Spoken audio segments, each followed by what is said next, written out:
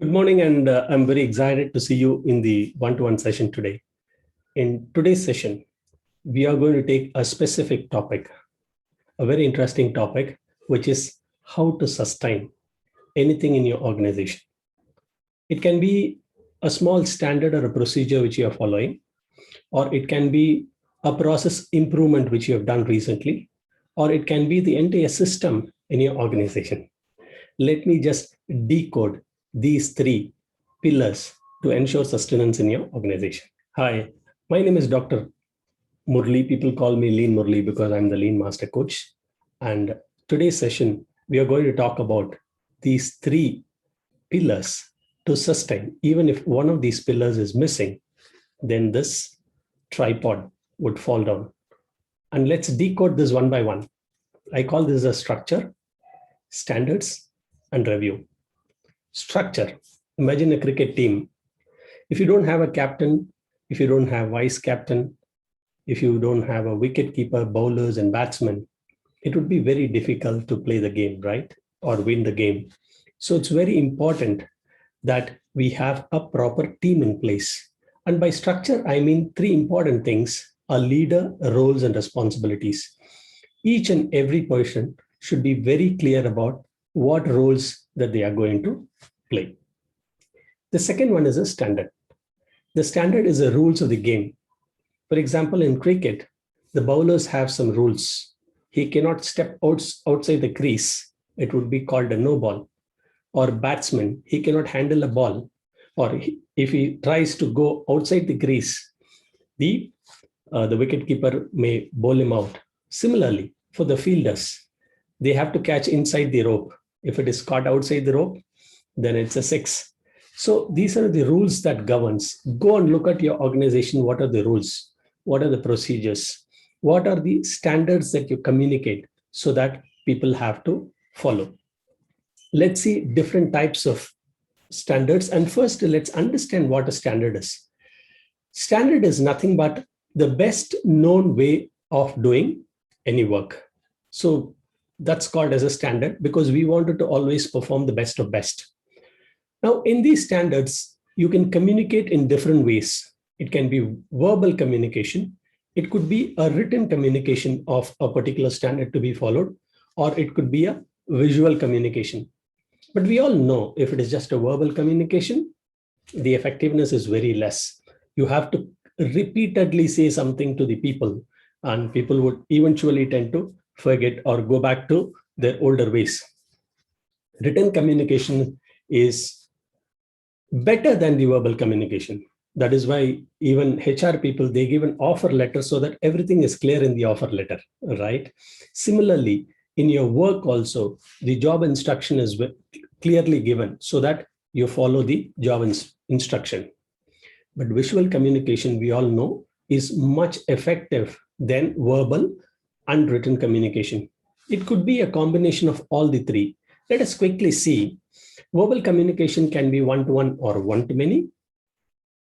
Written communication may be through email, WhatsApp, work instruction, checklist, procedures, or even in factories, they call preventive maintenance plan. And these things need not necessarily just be written, but it could be a combination of written and visual communication. If you see the visual communication here, there's something called as a 1-point lesson, which we will deal in a separate one-to-one session. Do's and don'ts, the process flow diagrams, or visual work instructions. So the standards are absolutely important. If the standards are not there, what would happen? People would say, it is my way or highway.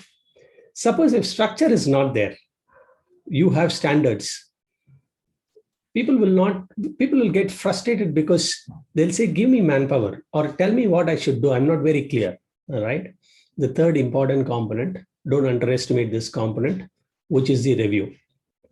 What is not reviewed definitely will not sustain because people will go back to their old ways. What are the type of reviews here? Let's see, for example, if review is done or review not done. Let's see the consequences of that. If review is not done, let's try to understand why review is not done. maybe because people tend to miss out on this review. While they create all the structure and standards, invariably they tend to miss out on the review portion. But it's very important to understand in order to sustain why people do not do the review. Suppose if they don't do the review, probably it's a skill issue. What is a skill issue? Maybe they don't know how to review, right? So they need training on the review mechanisms, or it can be a will issue. But will issue is not a problem, because they might say, boss, I don't have time, or this is too much of review in the organization, or probably the review system, what you have given is quite complicated, or I don't understand the value of this review, which means that I'm willing to review, but I don't see a value in doing that. Why spend my time on that, right? So if there is no time, make sure you help them prioritize and communicate in their roles and responsibilities. Suppose if somebody says it's too much of review, help them in time management, or probably you might consider simplifying the review. Or seriously, if the review is very complicated, definitely people will not do the reviews. They'll find it difficult. So either if they feel complicated, but actually it is simple, help them understand that, or you consider simplifying the review. But if people feel that it's a value issue, that I don't find the importance of this review, kindly communicate the importance of the review. So it's very important that the review is done. If it is not done, we'll have to decode in this logic and ensure we fix the appropriate nature of the problem on why the review is not done. Suppose if review is done, quickly we need to find out whether the result is okay or not okay. Suppose if result is not okay, that is, despite doing the reviews, we are not getting the required results. What do?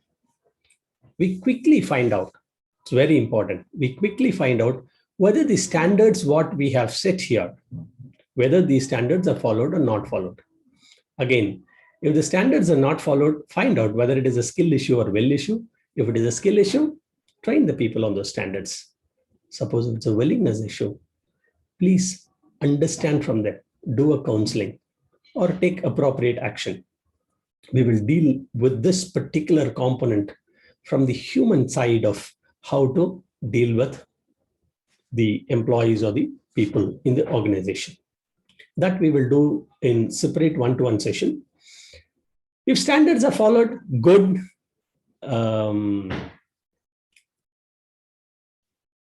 But still results are not okay. The standards are being followed, but we find the results are not okay. In this case, the review is done. The results are not okay, but the standards are followed. So probably the standard is not adequate or standard is not relevant. If standard is not adequate, please revise the standard. If the standard is not relevant, please make a new standard. And the review is done and the results are okay, good, appreciate the people, right? And ask them to encourage them to adhere to the standards, right? So again, to just summarize, if there is a structure, okay, unstandard, if review is not done, people will tend to go back to whatever is convenient and comfortable. And that's what I've written here. If review is not done, human behavior is to go back to what is convenient and comfortable. Okay. Review also, it's very important to have an agenda for the review. It's very important to have a frequency for the review. Because frequency is too much of review is also bad. You can do it daily, weekly, monthly. Some people do it hourly. Maybe initially, before it becomes a habit, the standard becomes a habit, you have to review frequently, like the doctor asks you to come for a frequent checkup until you're stabilized, right? So the frequency of the review is very important because too much of review can also, cause collapse in the system. The duration of the review is very important. Ideally, 15 to 20 minutes, and the mode of the review. What is mode? Maybe you don't invite them to the conference room, but you go to the workplace, stand in the Gemba. Gemba means workplace, and do these reviews. Or it could be in the conference room if need be. But the point here is be very clear about the agenda, be clear about the frequency, the duration, and the mode of review. And last but not the least, there are certain principles to be followed during the review. And what are these principles? This is very important. For those who are seeing here for the first time, please take good notes on this. Empathize with people. People might be of different levels. So it's very important that you understand from where they are coming from. Put yourself into their shoes and try to understand so that the review might be effective. Respect for time. If you're a leader, please never be late to the meetings. Also, make sure that you play as a role model so that all of them have respect for time and come on time. Be a good listener, because many of us, we have seen in the meetings that they are ready with the answer even before they understand the question. Okay, so being a good listener is very good principle to be followed for, very important principle to be followed for the review. Do not attack people, attack the process. This is respect for human beings. So we see from improvement of the process perspective. Don't ask who has done the mistake. Ask why the mistake has happened. So it's not people that you are focusing on.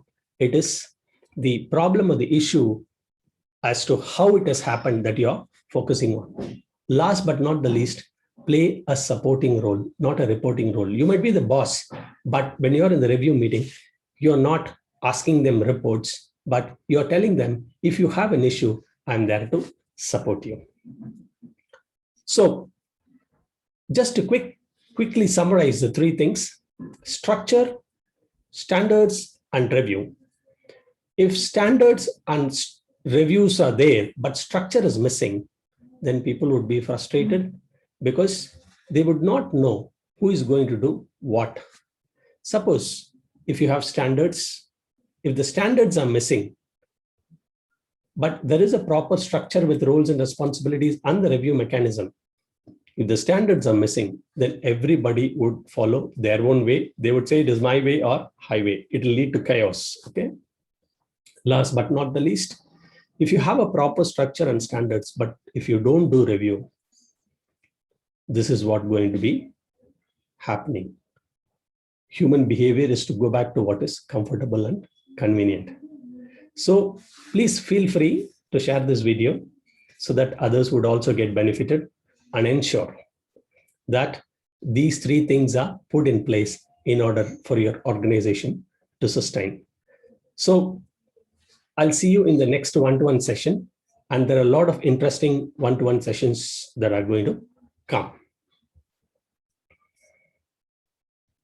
So if you want to learn more, we have free Lean Six Sigma sessions. These are the sessions on the best business practices every week.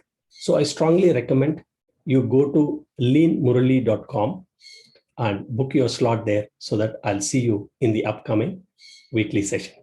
Thank you very much. Have a great day.